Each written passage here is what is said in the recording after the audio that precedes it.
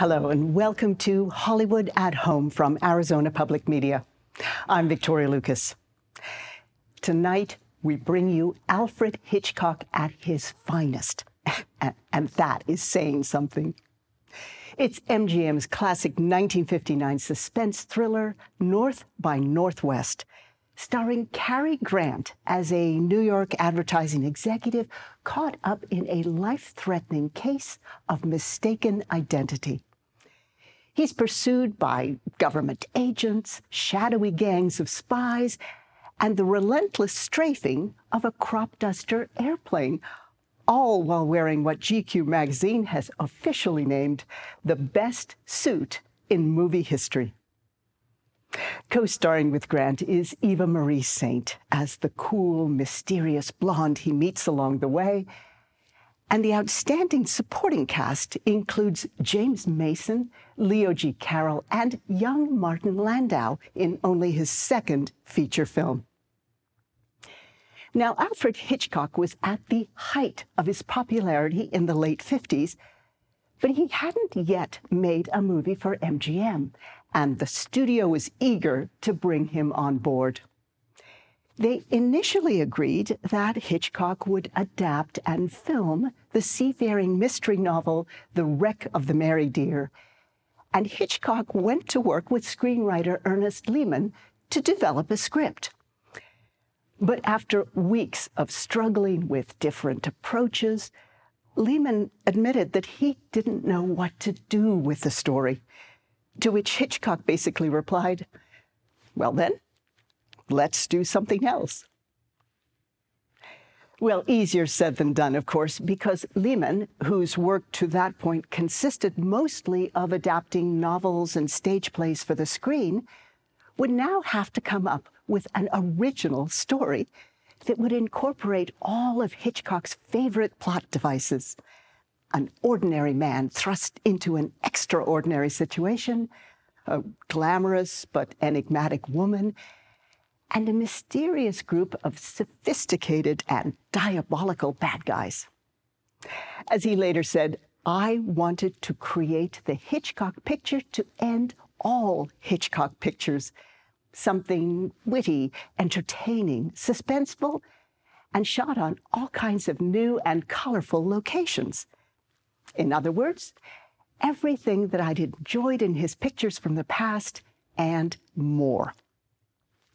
Dozens of ideas were tossed around between the writer and the director until one day Hitchcock blurted out, "I've always wanted to end a film with a chase across Mount Rushmore." Lehman was immediately intrigued, so with that idea as the end of the story, he started by working backwards. He later said that he and Hitchcock never had an overall plan for the plot, except that it would end at Mount Rushmore. And he said, in a way, that very difficulty turned out to be a good thing. We improvised a lot with scenes and characters, with Hitch coming up with ever crazier ideas, and me trying to figure out which one of them could possibly work. I never knew where I was going next, so I was constantly painting myself into corners and then trying to figure a way out of them. In the end, the audience never knows what's coming next because, just like Cary Grant's character, I didn't know either. Cary Grant was always the first choice for the starring role, but there was some disagreement about who should play his enigmatic leading lady. The studio wanted Sid Charisse. Cary Grant pushed for Sophia Loren. But Hitchcock surprised everyone by choosing Eva Marie Saint, an Oscar-winning actress for On the Waterfront, who usually played the nice girl next door roles. Not exactly an obvious choice for what Saint herself called a sexy spy lady. But Hitchcock loved the challenge, and he personally supervised every aspect of her transformation. Deciding he was dissatisfied with the costumes that MGM had created for her, he took her shopping in New York City and selected her wardrobe right off the rack.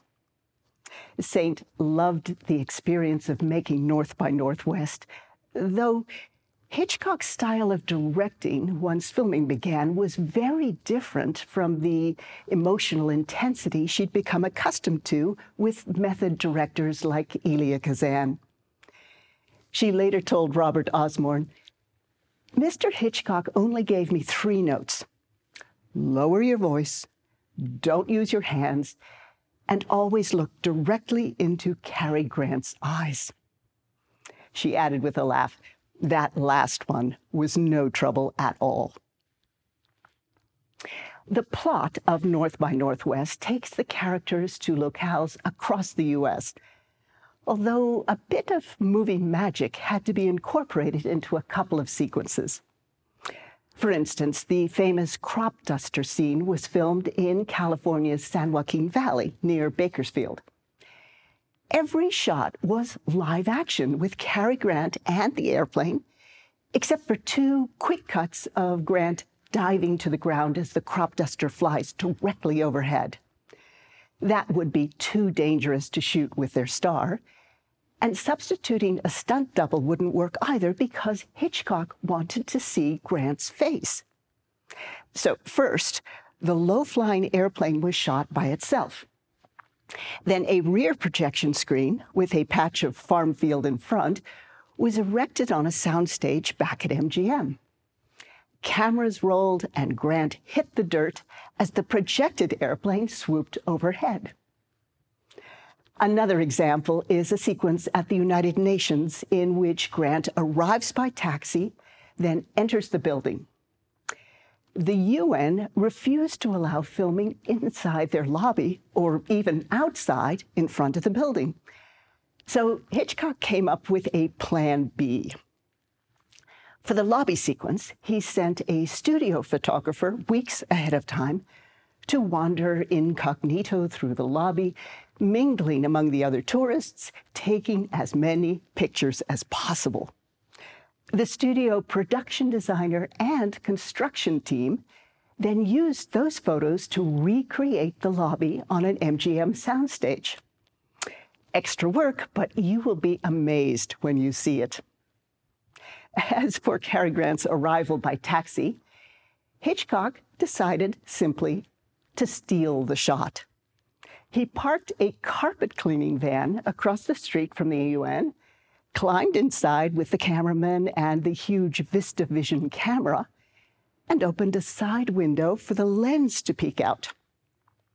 On a walkie-talkie cue, the cab drove up, Grant got out and headed up the steps, and Hitchcock had all he needed. Oh, and here's a heads up. In that shot, watch for one man at the top of the steps who appears to do a double take as he maybe recognizes the movie star walking right past him.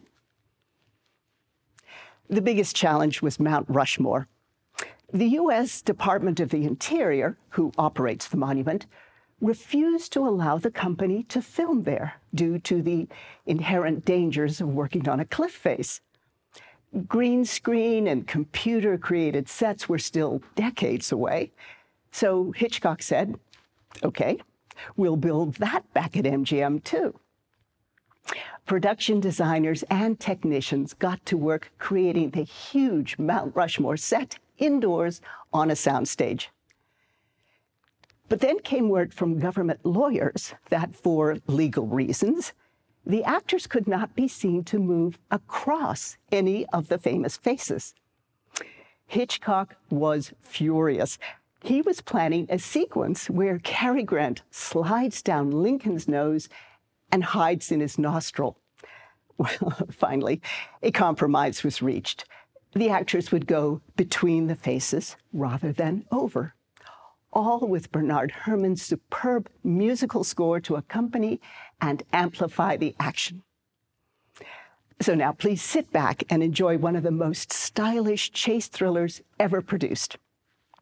Oh, if you enjoy spotting Hitchcock's trademark cameo appearances, watch for him early in the film. From 1959, it's MGM's North by Northwest.